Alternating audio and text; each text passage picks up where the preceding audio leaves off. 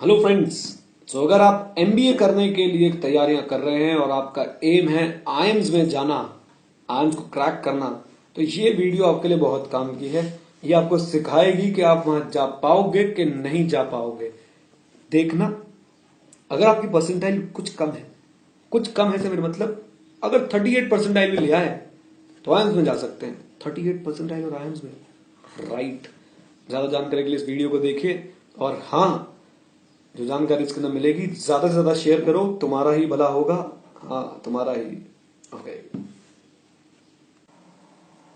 So here are some facts जिसके basis पे हम आपको कुछ एक जबरदस्त न्यूज देने वाले हैं। फैक्ट नंबर 1, 2013 में around 1,73,000 students appear for CAT, common admission test, जो जिस एग्जाम के बेसिस पे आपकी आईएम्स में एंट्री होती है। Fact number 2, out of this 1,73,000, 95,000 students scored a zero or negative mark. Fact number 3, cut off, IIMs की कट ऑफ, आईएम्स की जो कट ऑफ होती है वो आपको वैसे तो आईएम्स डिक्लेयर करता नहीं है, बट हाँ, क्योंकि वो एक पब्लिक नॉलेज है, तो जैसा कि आप सब जानते हैं India is a democratic country, तो हम लोग आरटीआई के थ्रू उसके बारे में पता लगा सकते हैं। एक भले मानस ने जिसका नाम है दीपक मेहता आरटीआई फाइल करी और आरटीआई फाइल करके आईएम्स की कट ऑफ निकलवा ली। तो आईएम्स की करंट ईयर की कट ऑफ यानी जो 2013-15 का बैच था उसकी कट ऑफ कुछ ऐसे थी। जनरल कैटेगरी के लिए जो कट ऑफ गई थी दैट वाज 98.28 और जो शेड्यूल्ड ट्राइब के लिए कैटेगरी आपकी कट ऑफ गई थी दैट वाज 38.34। इमेजिन इनके बीच में डिफरेंस कितना था। इनके बीच में डिफरेंस अगर आप देखेंगे तो था लगभग 59.94। इतना परसेंट का डिफरेंस है, इतनी परसेंटाइल का डिफरेंस है एक जनरल बंदे में और एक शेड्यूल्ड ट्राइब बंदे में। देखने वाली बात यह है कि इसका मतलब क्या हुआ। अगर जनरल कैटेगरी वाले के 98.28 परसेंटाइल आए तो उसके चांसेस है कि उसको आईएम से कॉल आ जाएगा, लेकिन अगर किसी शेड्यूल्ड ट्राइब के 38.34 नंबर भी आए तो उसको भी कॉल आ जाएगा, यानी 59.94 परसेंटाइल का डिफरेंस आ गया। ओके, अब चौथा फैक्ट जो मैं आपको बताने वाला हूं वो सुन के शायद आप जहां बैठे हैं वहां से उछल जाएंगे, और वो चौथा फैक्ट ये है कि अगर आप कैट के एग्जाम में एक भी क्वेश्चन अटेम्प्ट नहीं करते, इवन यू अटेम्प्ट 0 क्वेश्चन, आप सिर्फ अपना नाम लिख के आ जाओगे, आपने 0 क्वेश्चन अटेम्प्ट किए हैं, you just right your name, कुछ आइडिया है कितने नंबर मिलेंगे?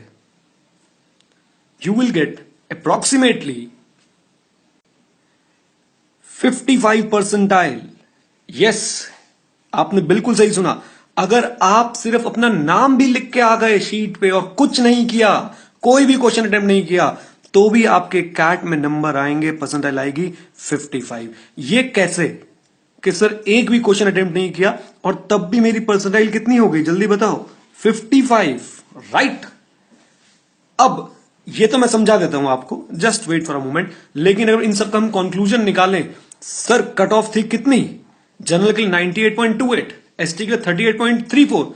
अगर आप एक भी क्वेश्चन अटेम्प्ट नहीं करके आते तो जरा ध्यान से, उस केस में वो कितनी परसेंटाइल मिलती है? 55। यानी एक एसटी बंदा अगर एक भी क्वेश्चन अटेम्प्ट नहीं करके आया तो सर उसकी परसेंटाइल कितनी हुई? 55। यानी उसको आईएम से कॉल पक्का आएगी।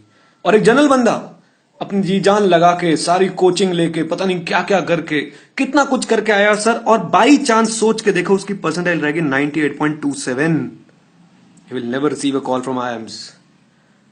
तो इसी को बोलते हैं हमारे देश की विडंबना। इक्वालिटी देखा कितनी जबरदस्त है। अब आते हैं पॉइंट पे कि सब बिना एक क्वेश्चन अटेम्प्ट करे भी 55 परसेंटाइल कैसे आ सकती है। वो 55 परसेंटाइल कैसे आ सकती है, कैट का स्कोरिंग का तरीका, उस पर डिस्कशन करते हैं। ओके, तो हम ये देखना चाह रहे थे कि कैट में 0 क्वेश्चन करने के बाद भी आपकी 55 परसेंटाइल कैसे आ सकती है। तो शुरुआत करते हैं सर हम एक फोटोग्राफ के साथ, और ये है वो फोटोग्राफ। एक्चुअली में ये एक कॉमन एडमिशन टेस्ट का स्कोर कार्ड है, जरा आप ध्यान से देखें। नेम ऑफ द कैंडिडेट छुपाया गया है ताकि कोई देख ना पाए कि ये कौन थे भाई साहब।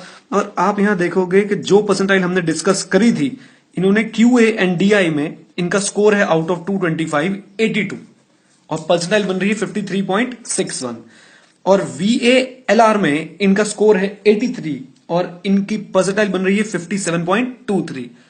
दो सेक्शंस में टोटल मिला के इनका स्कोर हुआ है 165 और इनकी जो परसेंटाइल निकल के आ रही है 55.46। अब आपके दिमाग में एक क्वेश्चन घूम रहा होगा कि भाई इसने तो कोई ना कोई क्वेश्चन किया होगा तभी इतने मार्क्स आए।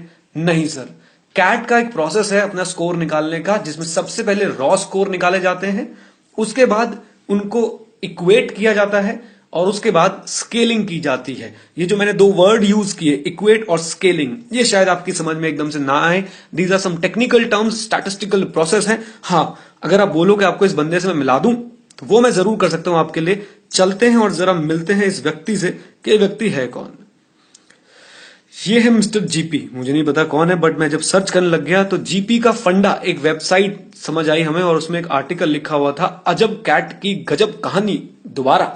तो अजब कैट की गजब कहानी दोबारा में जब मैं पहुंचा तो मैंने एक आर्टिकल के सेक्शन में जाकर देखा, 0 अटेम्प्ट फेचेस 55.46 परसेंटाइल, और इन भाई साहब लिखा है I took CAT on 16 October 2013 in the 10 AM slot and did not attempt any question.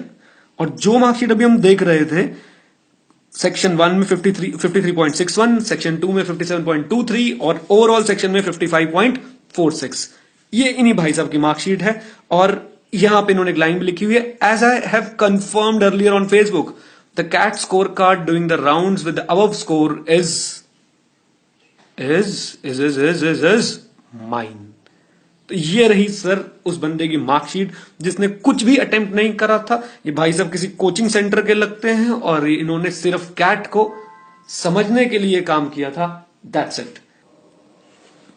So I hope आपको ये जितने फैक्ट्स आपको बताए गए, इनसे आपको पता चला कि अगर आप शेड्यूल ट्राइब नहीं है तो आईएम्स में जाना बड़ा मुश्किल है, लेकिन अगर आप शेड्यूल ट्राइब है तो सिर्फ पेपर ब्लैंक छोड़ के आ जाओ और आईएम्स से कॉल आ जाएगी। तो अब क्या करना है सोच लो, अवेयरनेस फैलाओ, लोगों के साथ शेयर करो और कोशिश करते हैं इस सिचुएशन को बदलने की। Thank you very much. और हाँ, हमें सब्सक्राइब करना ना भूलें, नीचे एक लाल रंग का सब्सक्राइब बटन है, उसे सब्सक्राइब कर लें और जुड़े रहें साथ में। Thank you very much. जय हिंद।